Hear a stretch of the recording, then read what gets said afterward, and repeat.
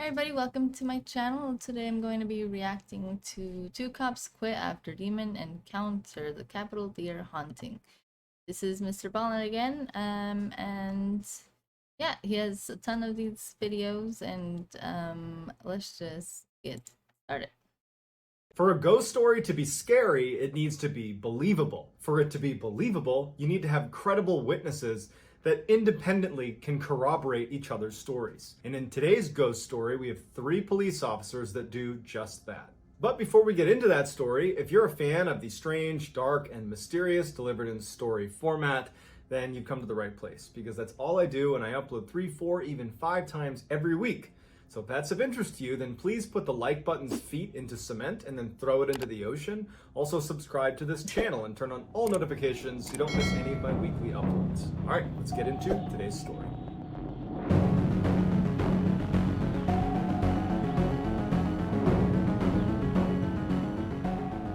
In 2006, Dave Murphy had just become a police officer in Salt Lake City, Utah. His first role was as a protective service officer, which meant he'd be in charge of physical security at a number of the county facilities. Dave's first facility was the Capitol City Theater, which is a landmark inside of Salt Lake City. It's been around since the early 1900s. It's this beautiful, grand theater. So in early August, Dave reports to the Capitol City Theater for his first day on the job, and he meets his partner, an officer by the name of Morgan Matthews. He gets there on this first day, and right away, Dave would say that Morgan was just strictly business. The first place that Morgan takes Dave is the control room, which sits on the first floor of the theater. The theater had 3 floors, and then it also had a basement as well. So the control room was on that first floor. Inside of the control room were all of the security monitors, because there was all these cameras set up inside of the theater. The cameras weren't great though. You pretty much could only tell what was in frame if there was a light on, and most of the time at night especially,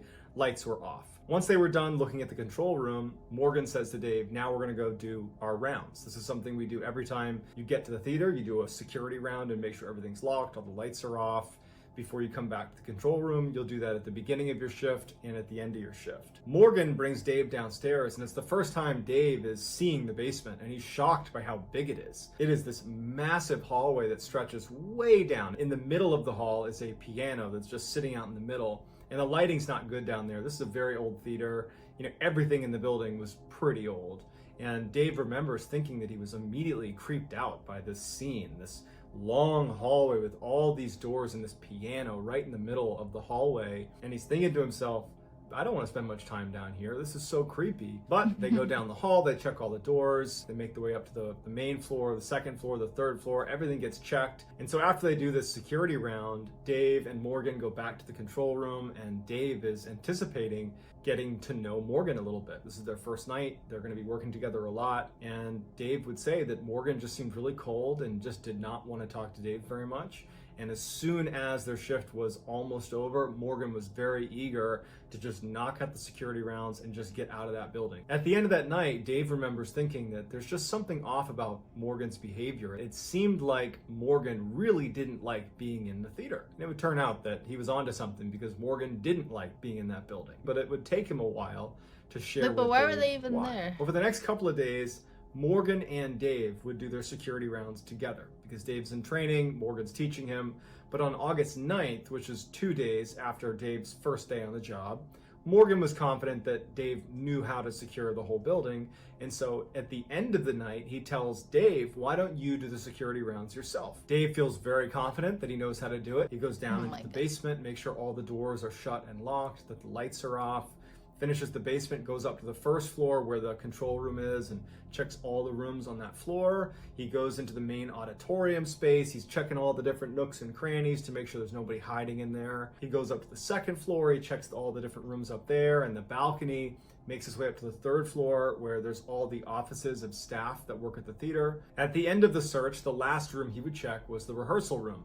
And it was the only room where there was no door to it. So you'd poke your head in, kind of look around, make sure no one was in there, and then you would leave, and that's the end of your check. So Dave gets to the rehearsal room, he flips the light on, and he looks inside, doesn't see anybody, is satisfied that no one's in there, turns the light off, and as he's about to turn back into the hallway, he hears a door slam with tremendous force right across the hallway from where he was, and it was the bathroom door. And his first reaction is someone just ran out of the bathroom. Someone who had snuck into the building must have run out of the bathroom, and they're making a break for it to get out of the theater before I catch them. And so he instinctively picks up his radio and he calls to Morgan and says someone's on the 3rd floor. But when Morgan looks at the camera, he doesn't see anybody. At this point, Dave's drawn his weapon, and he's looking down the hall. He doesn't see anybody. And as he's waiting for Morgan to come upstairs to back him up so they can go look for this person that's just ran down the hall, he realizes 2 things. One, just because he heard the door slam doesn't mean they left and slammed it. They could be in the bathroom. And so he's thinking to himself, someone could be in the bathroom right now. Maybe that's why we didn't see him on the camera. And then the second thing he thought of is that door, the bathroom door, can't slam. It's got this huge hydraulic hinge to it. What? It can't slam. So his gun is drawn and he's aiming it at the bathroom door right as Morgan comes up on his right. Morgan draws his pistol. He's got it on the door as well. And they make entry into the bathroom. They clear all the different spaces in the bathroom and no one's in there. And there's no way to get out of there. Morgan and Dave are like, okay, well, they must not have come in here. They must have run out of the bathroom. They're somewhere in the theater. And so they decide they're going to search the entire building and find this person that clearly was just in the bathroom, and that's how they slammed the door. We're not going to worry about how they slammed the door with the hydraulic hinge. We just know it was slammed somehow. So they leave the bathroom, guns still drawn, and they start making their way down the hall. They're checking all the doors, everything is locked. When they start making their way downstairs to the 2nd floor, Dave recognizes through the door, because there's a door leading onto the 2nd floor, he can see that the lights are on, and he had turned them off. And so as they're walking down the stairs, he says to Morgan, hey, did you turn the lights on the 2nd floor? And Morgan's like, no. And so they think that whoever was here, whoever was in the bathroom is on the 2nd floor. They must have turned the lights on. They go into the 2nd floor, and not only are the lights on, but all the doors on the 2nd floor had been opened. They search the entire 2nd floor. They search every single room. No one's in the 2nd floor. They turn off the lights, they shut all the doors, everything's locked. When they went down to the 1st floor, everything was the way it should have been, locked, lights off, nothing down there. And they go down to the basement, and even though it was creepy being down there because they've now searched the whole building and they're anticipating coming in contact with whoever is here, assuming they haven't left the building yet, and there's no one down there. They decided to review the footage from the 3rd floor to see if they could pick up someone running in the hall around the time that that door slammed. But the camera was not trained on the bathroom door. So you just have this view down the hall. You can't see the bathroom specifically, not to mention the hallway is dark and the cameras are terrible without light. And so all they're able to see is the light go on in the rehearsal room while Dave is doing his last check in there.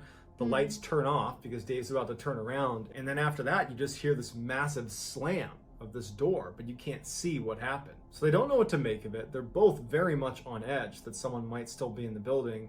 And so they do another sweep of the building and no one's there. And so they decide to just chalk it up and say, we were hearing things and seeing things. I'm sure it's fine. Let's just get out of here. And they leave. A couple of days later, on August 11th, Morgan is working alone. Dave wasn't coming in that day, so Morgan's alone in the theater doing a shift. And at some point in the night, as he's sitting in the control room, he thinks he hears whispering in the hall right behind him. And so after the experience he had with Dave a couple nights ago, he's on edge. So he draws his pistol right away. And so he goes out into the hallway, and immediately when he steps into the hall, the whispering seems to go farther and farther away from him down the hall. So he gets out there, he's looking around, he can't see anything. He makes his way down the hallway towards the stairs that go down into the basement, or if he wanted to go up to the second floor. And when he gets to the top of the stairwell, he's gun drawn, looking down, looking up. He hears what sounds like coughing coming from the basement. And at this point, Morgan said that he was actually pretty scared. I mean, imagine being alone in this theater. Just a couple of days earlier, you've had this weird experience with slamming doors and doors being opened and lights going on that somebody else, another police officer, witnessed with you. You're alone in this theater and you're hearing coughing coming from the basement after hearing voices behind you. That's pretty terrifying. So he very slowly starts going down the stairwell. He's getting ready to clear the corner, and just as he does, the coughing stops. He turns the lights on and he looks down the hall and there's nothing there. He starts making his way down the hall. He's checking every door, making sure it's locked, making sure that everything is secure. And he gets all the way down the hall. And as he's almost done checking the basement, he smells smoke, and it's coming from a door right next to him. And so he unlocks that door and he goes in, and there's no fire, but all he can smell is smoke. So he turns the light on. He's looking around. There's no fire. He's convinced that somewhere down in the basement there's a fire. He goes to every single room and he keeps checking and there's nothing. And then at some point, the smoke smell dissipates. He checks every space in the theater. How can sometimes, like, spirits or like, how can they like create like a smell? That's crazy.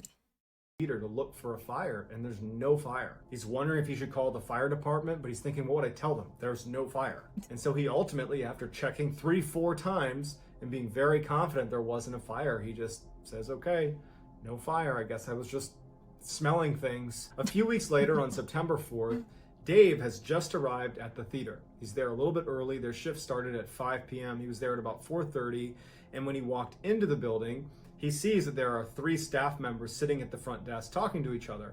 And as he walks past, one of them is talking about ghosts inside of the theater. And it immediately piques his interest. And so he walked over to the guy talking about ghosts and he introduced himself. And it turned out that this guy was a man named Blair Fuller, who was a senior accountant at the theater. And so Dave asked Blair, what are you talking about with ghosts in the theater? Because I provide physical security here and I've seen some strange things here. I'd just love to hear what you have to say about it. So they head up to the 3rd floor where Blair's office was and they sit down and Blair says, okay, I got a doozy for you. This happened to me a couple years ago. I was actually in this office. It was about 9-10 o'clock at night. I was doing some work and I heard the elevator kick on. Now, the elevator was right outside of his office, and anytime it was on, the engine was really loud. It was really obvious if the elevator was moving around. And so he's doing his accounting work and he hears that engine kick on.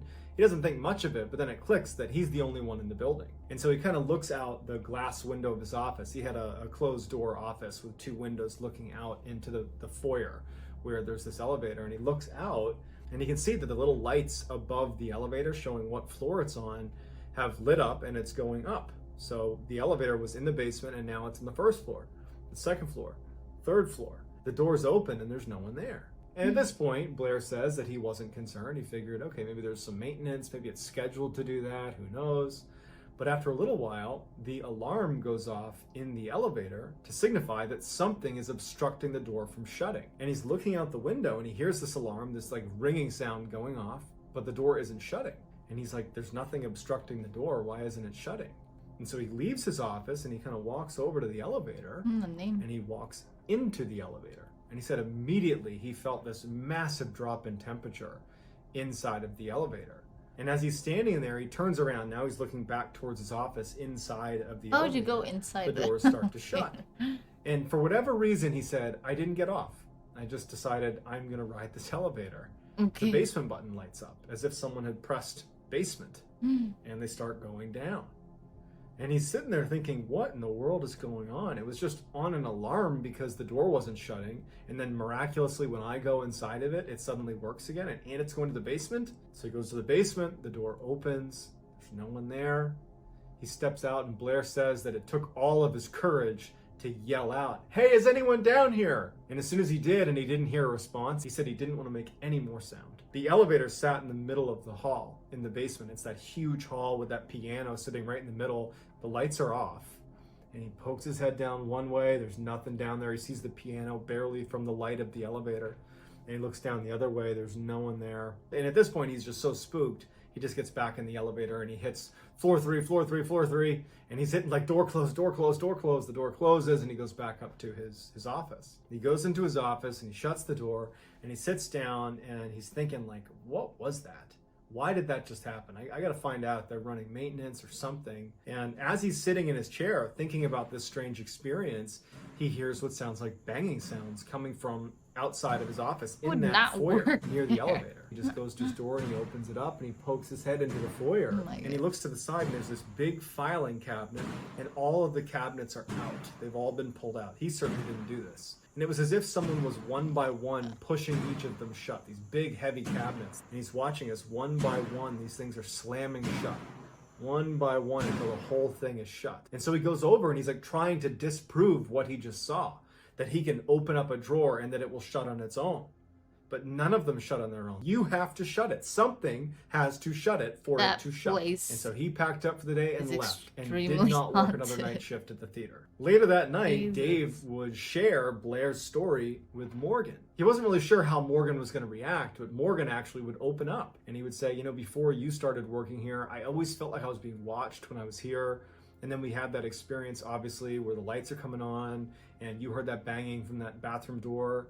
And then just a few days ago, I heard voices coming from the hall, and I heard someone coughing in the basement, and I smelled smoke, and there was no one there. And so they start going back and forth, exchanging stories of just how uncomfortable this place made them feel. And so they're wondering what they should do about this. And Dave has this idea. He's like, my best friend, I'll invite him to come over here one night, and we'll tell him that we're giving him a tour of the building, and we'll just see what he says. We'll see if he reacts to anything here. Who knows?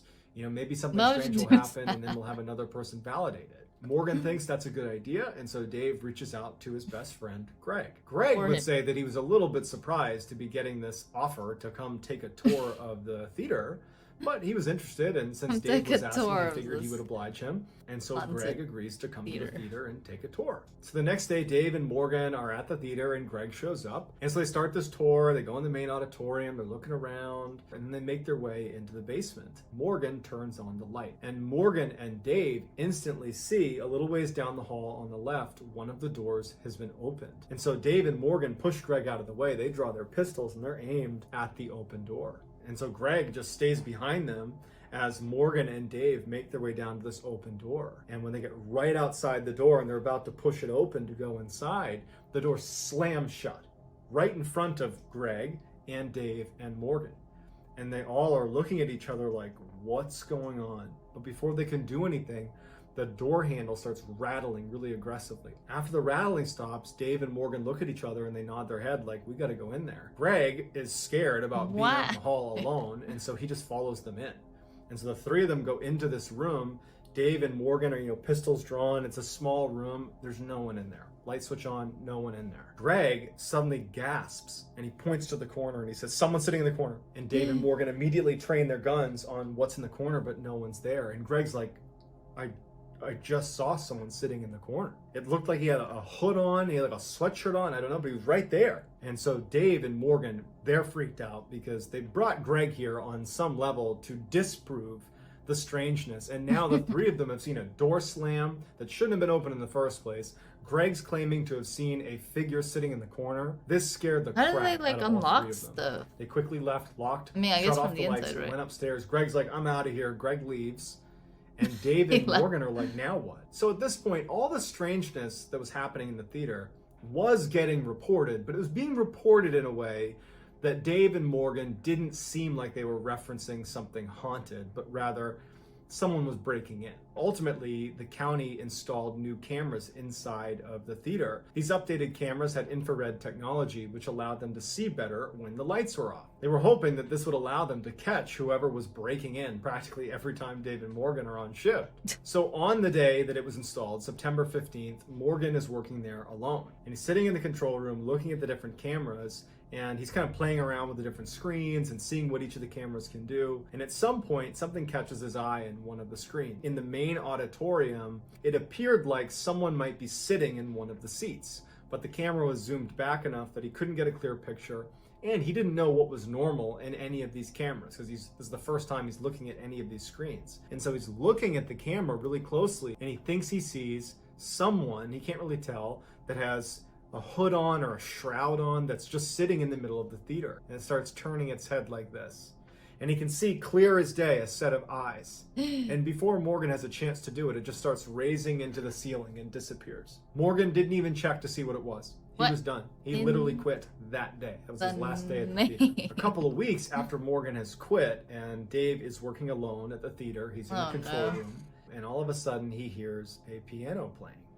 And there's only one piano in the entire theater, and it's sitting in the basement. It's his job to protect this place, so he knows he has to go down and check because it could be they already know? some hooligan in the building somewhere. So he leaves the control room, and Don't as they he already starts know walking it's over to the freaking stairs with his gun drawn, ghosts? the music is getting louder and louder. The piano is getting louder and Isn't there a louder camera and in the louder. basement? He makes his way down the steps, and as he's about to turn the corner, he hears the guard that protects the keys on the piano slam shut, and the piano stops. Then he turns around the corner and he looks, and there's no one down there. He flips on the light.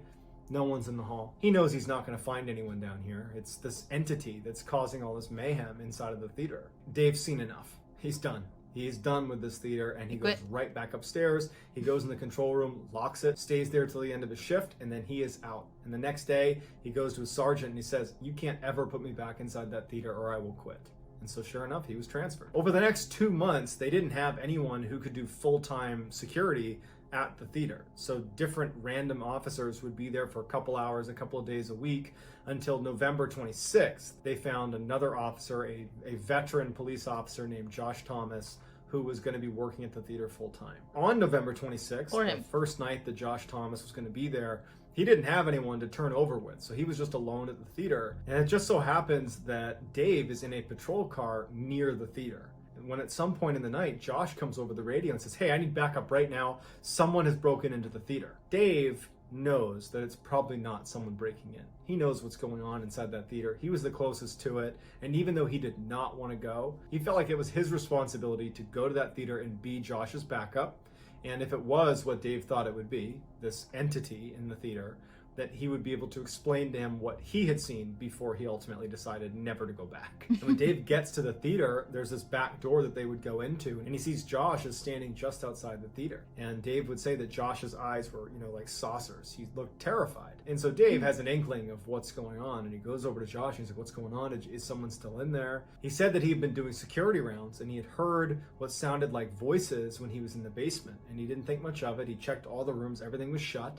And when he made his way up to the 3rd floor, he saw that the elevator had kicked on. It was in the basement, and suddenly the light was on and it was whirring up to the 3rd floor. And when the elevator opened up, there was no one there. And he's standing there looking at it, and he looks inside, there's no one there, and then the alarm goes off. That's when he called in for backup. Dave says, "Look, let's just go search the building, we'll do it together." They clear the whole theater, no one's there. And before Dave leaves, they go into the main auditorium where the stage is, and they're just standing on the stage chatting with each other.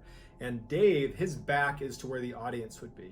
And Josh is facing Dave, facing towards the seats. Josh just suddenly stopped. Why would you? Mid-sentence, he's just frozen and looking just beyond Dave's shoulder. And Dave goes, there. "What?" And Josh goes, "There's something behind you." Dave slowly turns around, and as soon as he does, he can tell immediately what Josh is looking at. Standing in the very back of the theater away from them is a man standing in the corner with its hands by its sides. Its back is to them, and it's looking down with a hood over its head. Dave turns his whole body around to look at this thing right as this thing turns around real quick and looks directly at them. It has these deep, dark, sunken eyes, and its face looks like it had been very badly burned, like it was black and charred. And it's looking at them before it just turns and runs out the back of the theater. Josh believed that that was an intruder. Dave was fairly certain that that was just another example of this entity that haunts the theater. But they would search the building and they could never find that cloaked figure again. And that was when Dave sat Josh down in the control room and he filled him in on why Morgan had quit and why he ultimately had quit. And he also told him the story from Blair. So Josh is like, "Great, I'm glad I work here now." This was the last time that Dave would go to the theater. But Dave would do some additional digging on the history of the theater. It would turn out that in the 40s there was this horrible fire, and a man had been trapped in the basement when the fire had erupted, and he had died inside of the theater. And so Dave would share this information with Morgan and with Josh, and the three of them all believed that what they were witnessing was the ghost of that man who died in that fire. So I'd love to get your reaction to this. Was this a ghost or was this something else? I will get back to all of the early commenters. So get your comments in there, give me your theories, and I'll get back to all of the early commenters. If you enjoyed this story and you haven't already done this, please place the like button. His feet in cement. Well, that was crazy stuff. I've never had an experience with ghosts personally, but I've known a lot of people that have.